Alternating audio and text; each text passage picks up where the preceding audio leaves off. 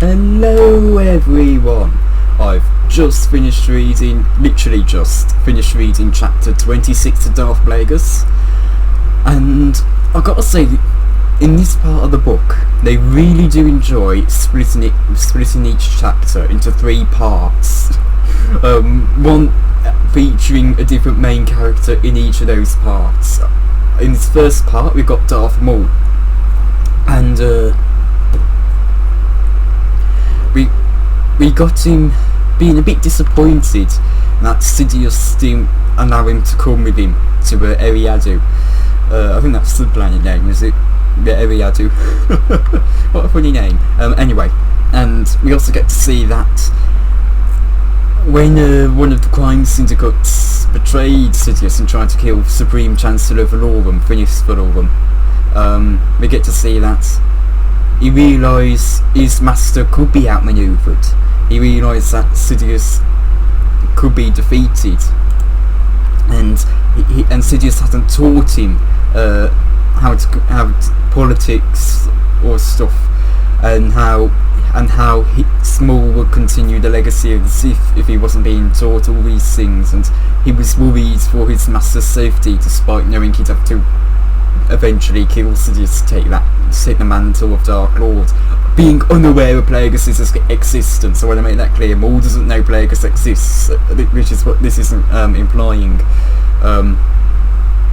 But then we get off to Naboo, and we see that the public is really celebrating Padme.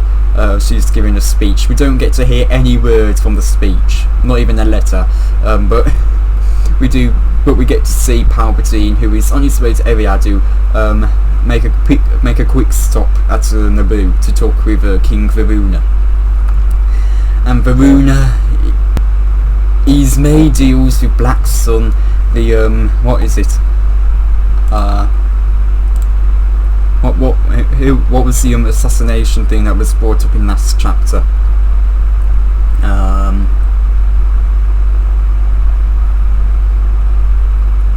The Bando Gora. There we go. It's made allied to the Bando Gora, Black Sun, and Gardula the Hutt.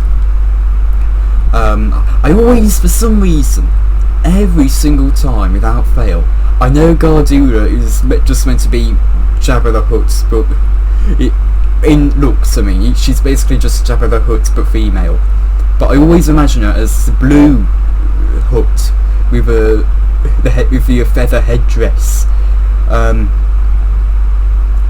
for some reason I always imagine her as that without fail every single time. I don't know what that Hutt's name is, but for some reason I always think that's Gardula when I know she looks almost identical to Jabba. But anyway, Varuna is aware of what Palpatine working against him because of Lego's son being there when Palpatine was bringing up to the Navarres, which is Padme's actual last name. Amidala's actually a middle name, I'm fairly sure, so Navarre is her last name. But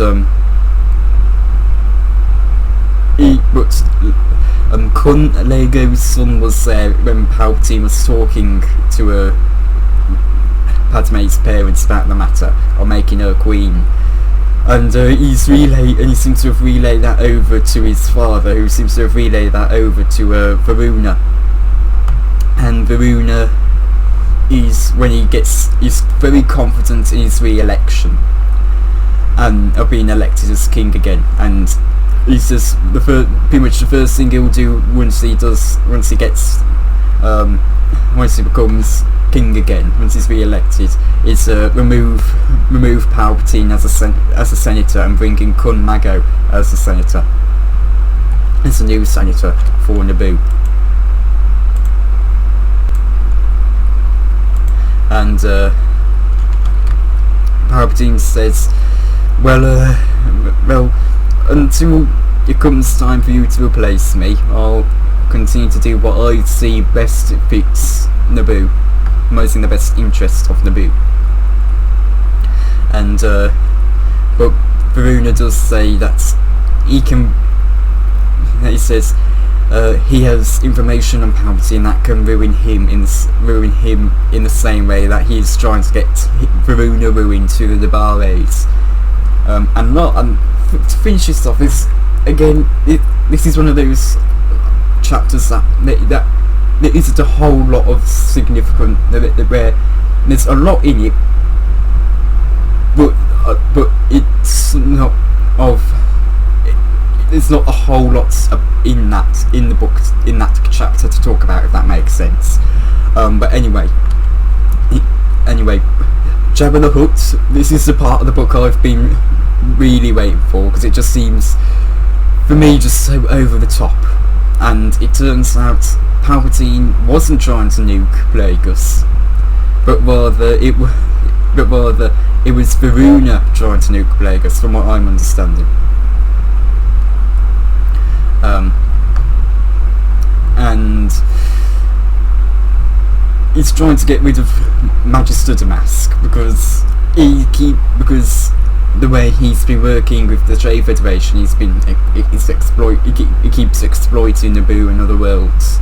And Varuna says Magister Damascus betrayed us, referring to himself, Gardula, the Bando Gora, the Black Sun, etc. But anyway, 114D and Plagueis are making a quick escape, and we get to see Plagueis take a moment to look at his meditation chamber. And he comes into a bit of reverie, and when he looks into the small antechamber that he and Sidious conducted the shift in. I'm going to call it the shift. And he was aware that Sidious had become a bit critical of Plagueis pretty much sacrificing the future of the Sith in order to ensure his own survival, so that he could then, of course, continue with the Sith, and that Sidious had pretty much been left to forward the Sith grand plan. And but he felt it was time to come back to the galaxy and ensure that the plan is fulfilled. And he thinks he thinks about Dooku for a minute, and he thinks it'll probably be best to let Dooku leave on his own accord and support those remote systems so that he can make the Confederacy himself, which, as we know, pretty much ends up doing. He does, of course, come into alliance with Sidious, but anyway, he makes a dash for what is actually Darth Maul's scimitar. If you know what that ship is, it's in the Phantom Menace. But he makes him alongside 114D. Look, as much as 114D hasn't had a massive presence in the book since his introduction in it, I really like 114D. He really is loyal. He really is. And I do find him shuffling, and I do find it because it's described as Plagueis moving agilely through the corridors, and I assume he's in a mad dash. And it mentions that 114D shuffles ahead of him. So I got the image of Plagueis making a run for it, and 114D, who is barely lifting his feet above the ground, just shuffling faster than him. And he's also described as having crates in his as holding crates in his arms as well. So I find that just a really comical image in my mind. But anyway, the Varuna has sent ships to go and try and kill Damask, and they bombard his fort, and eventually send in a nuclear weapon.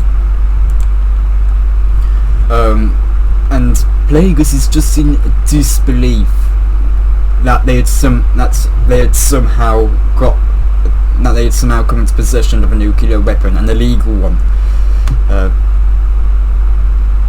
But as it struck the fort, Plagueis comes into a moment of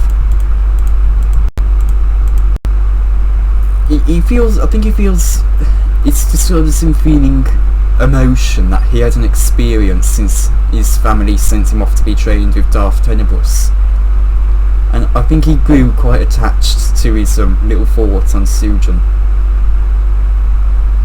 But anyway, using the cloaking device on his ship, he's able to make an escape from Sujan, and is able to reunite with Jabba, who gave him intel that Varuna, or whether the border goer, I can't remember, the Bonder goer, I think that was it, Bonder goer, was going to attack him, and so that's how Plagueis was able to make a mad dash without being nuked, and this is a part of the book I've been waiting to see, because it seemed so over the top, and I thought that Sidious had done it. But anyway,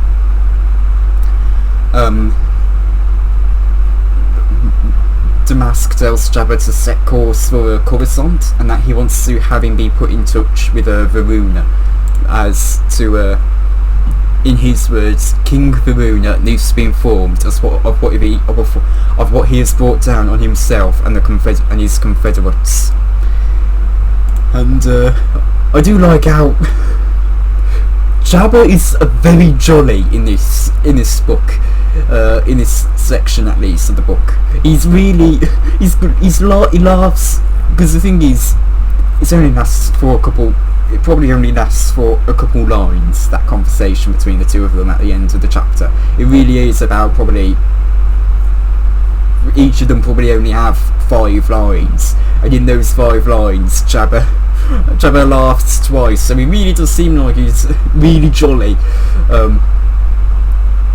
But I enjoyed the chapter.